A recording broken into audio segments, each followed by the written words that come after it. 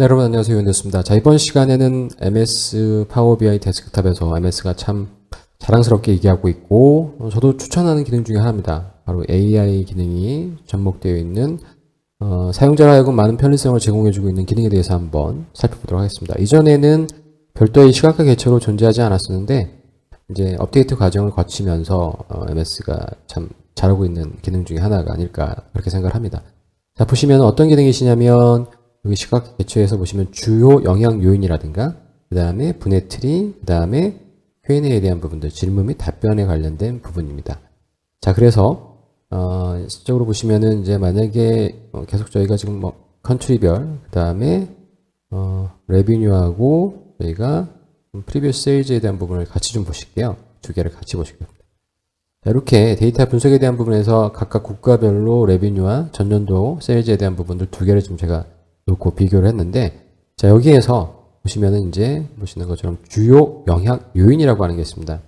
자, 요거는 이제 통계적인 어떤 그런 기법들을 AI 기능을 통해서 분석을 제가 자동으로 해주는 거죠. 주요 영향 요인을 선택을 하시면 해당되는 부분을 이제 세그먼트 분석을 하는 거죠. 그래서 분석에 대한 부분을 얘가 이렇게 다양하게 해주게 되는 거죠. 저희가 특별히 뭐 할 건 없습니다. 그래서 지금 보시는 것처럼 각각의 보시는 그 국가별로 분석할 수 있는 요소들 얘가 다 세그먼트 분석을 하게 되는 거죠. 그래서 지금 보시는 것처럼 이런 내용에 대한 부분들을 여러분 보시게 되면 각각의 분석의 내용에 대한 부분 보시면은 이 내용을 이제 보시는 게 더 이상 드릴 설명이 없을 것 같아요. 다양한 이런 통계적인 분석을 해주는 기능을 우리가 직접 구현하는 것보다 엑셀에서 구현하는 것보다는 그냥 단순하게 드래그 앤 드롭만 해서 해당에 대한 부분만을 우리가 표현하게 되면 그 부분을 그냥 단순하게 표현해 준다라고 하는 가장 큰 장점이 있는 거죠. 자, 그래서 주요 영향 분석은 아무래도 통계적인 좀 기반적인 백그라운드를 가지고 계시면 조금 더 해석하시는데 많은 도움이 되실 것 같고, 이 부분에 대한 관련된 부분들은 앞으로 MS에서도 계속 추가적으로 보완하고 점진적으로 제가 볼 땐 많은 기능을 넣을 것 같습니다. 넣을 겁니다. 경쟁력이기 때문에 아마 태블로를 사용하시는 분들은 여러 가지 분석 지표들을 좀 더 쉽게 쓸 수 있다라고 하는 그런 장점들을 항상 파워쿼리와 비교해서 많이 얘기하곤 하고 있는데 분명히 장단점이 있어요.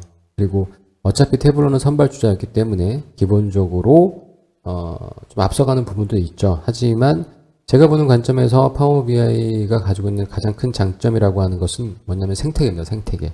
이 BI 생태계를 꾸밀 수 있는 여러 가지 플랫폼들이 있다는 얘기예요. 그러니까 자사 제품 중에서 엑셀도 있죠. 그 다음에 애저라고 하는 기본적으로 클라우드 서비스도 있잖아요. 그리고 또 강력한 무기 중에 하나인 오피스 365의 여러 가지 제품들, 팀즈라든가 파워 오토메이션, 쉐어포인트가 있기 때문에 그런 생태계 안에서 이런 파워 BI가 같이 어울려서 시너지 효과를 낼 수 있는 것들이 태블로에 비하면 이건 비교할 바가 아니죠. 태블로는 단순하게 그런 시각화 개체를 이제 시각화를 시켜주기 위한 그런 거기서 단독 모델이다 보니까 세일즈포스에서 인수하긴 했지만 기본적으로 그 전처리에 대한 파워 쿼리에 관련된 그런 기능들도 최근에 업데이트가 됐기 때문에 작년인가 재작년에 아마 그 기능이 추가됐었죠. 그렇기 때문에 MS의 가장 큰 장점인 후발주자지만 언제든지 선두로 나갈 수 있는 그런 개발 능력, 그 다음에 소비자의 니즈를 정말 정확하게 잘 파악하는, 그리고 그런 것들을 자기 생태계 내에서 생태계를 구축해 나간다라고 하는 게 가장 큰 장점인 것 같습니다. 이런 것도 그러한 일환이고 AI 기능들은 계속적으로 제가 볼 때는 보완될 가능성이 되게 높습니다. 자, 그래서 이렇게 그 주요 영향, 어떠한 특정한 세그먼트 분석을 통해서 영향을 주는 요소들을 나름대로 분석을 해준다라고 하는 이 부분이 좀 더 인상적인 부분이고요. 두 번째 이제 분해 트리를 보시면 이것도 직관적으로 여러분들 쉽게 이해될 수 있는데 분석 트리는 예를 들어서 제가 컨트리에 대한 부분을 갖다 놓고요. 그 다음에 제품에 대한 부분에서 카테고리별로 이렇게 갖다 놓게 되면 제품에 대한 카테고리, 그 다음에 데이터에 대한 부분의 설명 기준, 도구 설명. 보시는 것처럼 요걸 처음부터 이렇게 하실까요? 컨트리별, 그 다음에 레비뉴를 선택을 하시고요. 그 다음에 설명 기준을 지금 컨트리를 지금 갔는데 분석은 지금 레비뉴로 갔잖아요. 자, 그 다음에 제가 카테고리를 설명 기준으로 더 추가해내고, 그 다음에 프로덕트별로 추가를 하겠습니다. 자, 그러면 분석을 지금 레비뉴를 좀 분석하는 거예요. 매출을 분석하는데, 자, 보시는 것처럼 설명에 대한 기준자가 컨트리, 그 다음에 카테고리, 그 다음에 프로덕이 있습니다. 자, 그러면 이제 분해 틀이니까 계속 분해 나가는 거예요. 데이터에 분할하는데, 자, 컨트리를 기반으로 해서 분해를 해 나가게 되면 국가별로 분해를 해 나가는 거죠. 그럼 국가 내에서도 지금 보시는 것처럼 카테고리로 어떠한 그 분포를 가지고 있는지에 대한 부분을 분해 트리를 가지고 좀 더 직관적으로 지금 보시는 것처럼 그러면 전체 레비뉴에서 국가가 차지하는 USA가 제일 높고요. 그 중에서도 이 카테고리가 가장 높고 이 카테고리에서 구성을 하고 있는 상위 제품에 대한 부분들이 대충 너무나 직관적으로 우리가 볼 수 있잖아요. 그래서 가장 간단하게 데이터의 흐름, 매출에 대한 흐름이라든가 어떤 그런 내용들을 직관적으로 볼 수 있는 정말로 신박한 기능 중에 하나가 아닐까. 그래서 요약된 부분들을 직관적으로 볼 수 있는 윗분들이 상당히 좋아할 내용들이고 기본적으로 그냥 실무자분들도 간단한 어떤 데이터에 대한 부분들을 카테고리화 시켜서 얘네들에 대한 구성 요소를 직관적으로 이해할 수 있게 만들어주는 가장 좋은 요소가 아닐까라는 생각을 하게 됩니다. 그래서 여러분들 이런 부분들 잘 활용하시면 상당히 좋을 것 같고요. 그 다음에 이제 마지막으로 나와 있는 부분 AI 기능이라고 표현할 수 있는 그 기능 중에서 Q&A가 있습니다.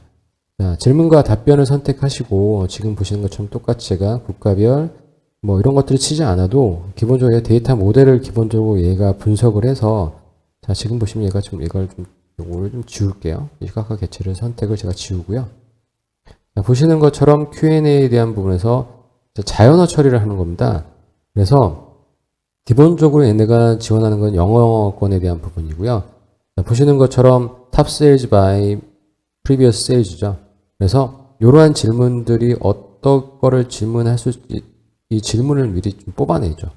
그래서 질문에 대한 부분들을 영어로 이제 질문을 하게 되면 이 영어에 대한 부분을 자연어 처리를 해서 인공지능이 데이터 모델링에서 사용자 패턴이라든가 이런 부분들을 고려해서 해당되는 데이터 값을 우리가 돌려주는 그런 내용들이죠. 그래서 지금 보시는 것처럼 탑 지오그래피 컨트리에서 바이 세일즈, 그러니까 세일즈 기준으로 해서 보시는 것처럼 국가별 해당되는 리스트에 대한 부분들 보여주게 되는 거죠.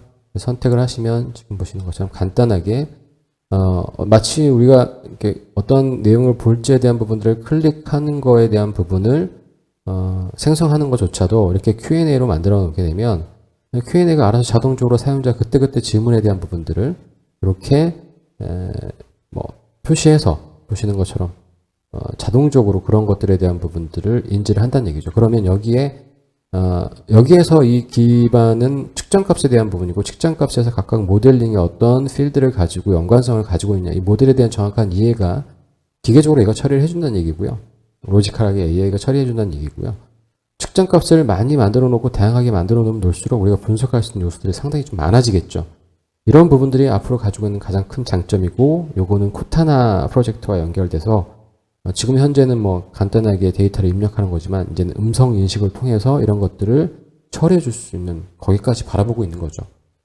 그래서 이런 부분들을 제가 선택을 하게 되면 지금 보시는 것처럼 이러한 영어권 베이스에서 질문을 하게 되면 아직까지 우리나라 한글 베이스로 지원이 될지 안 될지는 모르겠습니다만 제가 볼 때는 크게 기대는 안 하시는 게 좋을 것 같고요.